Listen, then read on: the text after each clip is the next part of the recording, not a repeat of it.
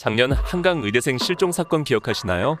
한강 의대생 실종 사건은 2021년 4월 25일 새벽 3시에서 5시쯤 중앙대학교 의과대학 남자 재학생 손정민이 반포 한강공원에서 밤새 친구 A와 함께 음주를 하고 잠을 자다가 실종된 지 5일이 지난 2021년 4월 30일 반포 한강공원 한강 수상택시 승강장 인근의 수면에서 시신으로 발견된 사건입니다.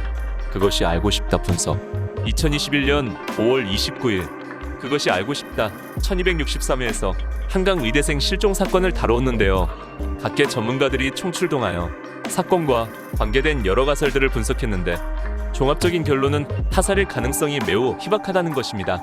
그것이 알고 싶다에서는 손정민의 사인을 추측하기 위해 그동안 제기되었던 잔디밭 위에서 밀렸을 가능성, 강물로 끌려 들어갔을 가능성, 물가에 서있다 밀려질 가능성 등 타살 방법들을 스턴트맨을 통해 재현했으며 경찰의 조사 결과에 따른 스스로 물속에 들어갔을 가능성까지 실험하였습니다. 자, 진입 수설. 서초경찰서가 5월 18일에 밝힌 바에 따르면 오전 4시 40분에 근처에서 낚시를 하던 낚시꾼 7명이 신원불상의 한 남성이 한강에서 서서히 물이 가슴 높이쯤 될 때까지 걸어가다가 수영을 하듯 강안 쪽으로 들어가는 것을 목격했다고 합니다. 낚시꾼들은 술 마시고 수영하러 들어가나 보다 하고 위험하지 않다고 생각해서 따로 신고하지 않은 것으로 알려졌는데요. 한편 손정민의 아버지는 평소와 행동이 너무 다르기 때문에 목격자들이 봤다는 남성이 정민이일 것이라고는 전혀 고려하지 않고 있다 라며 이를 믿지 않았으나 해당 인물이 목격된 장소와 고인의 시신이 떠오른 장소가 거의 일치한다고 합니다. 하지만 고인 손정민의 오랜 친구들의 주장에 따르면 손정민은 물을 매우 싫어한다고 하는데요. 오랜 친구들은 바닷가에 함께 놀러가도 그는 혼자 물에 들어가지 않았으며 아무리 취했어도 물에 스스로 들어갔을 리 없다고 인터뷰를 했습니다. 타살설. 손정민의 왼쪽 귀 뒷부분에는 머리 상처 2개가 발견되었으며 이 상처는 피하 출혈이 동반되었기 때문에 생전에 발생한 손상으로 발표되었습니다. 손정민의 셔츠 뒷면 왼쪽 아래에 약 2cm 길이로 찢어진 부분이 있었으며 셔츠 왼쪽 어깨와 목 부위에서 혈흔으로 추정되는 물질이 발견됐습니다. 유전자 분석 결과 이는 모두 손정민의 혈흔으로 확인됐고 이를 근거로 타살설이 제기되었습니다. 하지만 결국 이 고소조차 증거불충분으로 인해 아예 검찰에 송치하지도 않는 것으로 결정됐다고 합니다. 제3자 개입설. 제3자가 사건에 개입했을 것이라는 추측이 있었습니다. 주된 근거 중 하나는 A의 주량은 청아 2병이고 손정민의 주량은 소주 2병으로 알려져 있으며 손정민의 혈중 알코올 농도는 소주 2병에 근접하지만 구매한 술의 양은 9병이었다는 점입니다. 게다가 안주의 양이 상당히 많았으며 편의점을 수차례 들렀다는 점을 근거로 2명 외에 제3자가 동석한 게 아니냐는 설이 제기되었습니다.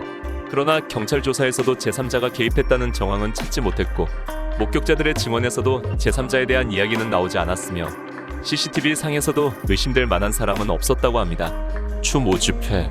2021년 5월 16일 시민들은 한강공원 수상택시 승강장 인근에서 손정민 군을 위한 평화 집회를 열고 경찰의 철저한 수사를 촉구했습니다. 2021년 5월 23일 저녁 서울 반포 한강공원 수상택시 승강장 인근에서 진상규명 통합 집회가 열렸는데요. 이날 집회는 현장과 온라인 화상회의 프로그램을 통해 온 오프라인에서 동시에 진행됐으며 시민들의 구호 외침은 없었고 대체적으로 차분하게 이루어졌습니다. 이들은 말로는 우리의 집회는 특정 집단을 질책하거나 특정 개인을 범인으로 몰아가고자 함이 아니다. 수많은 의혹에 대해 경찰이 한 점의 의혹이 없도록 명명백백하게 밝혀주길 바랄 뿐이라고 했지만 요구사항 중에 친구 A씨를 용의 선상에 올릴 것이라는 부분이 있는 등 언행불일치하는 모습을 보여주었다고 합니다. CCTV. 유동인구가 많은 한강공원에서 일어난 사고임에도 불구하고 공원 내부에 CCTV가 한 대도 없어서 경찰 수사에 난항을 겪었는데요. 이에 대해 경찰 관계자는 한강공원으로 진입하는 지하보도에는 CCTV가 있지만 한강공원에는 구조물의 특성 때문에 사생활 보호 등을 이유로 CCTV가 없다라고 밝혔습니다. 이번 사건을 계기로 한강공원 내에 CCTV를 다량으로 설치하자는 주장도 나오고 있습니다. 무혐의 확정.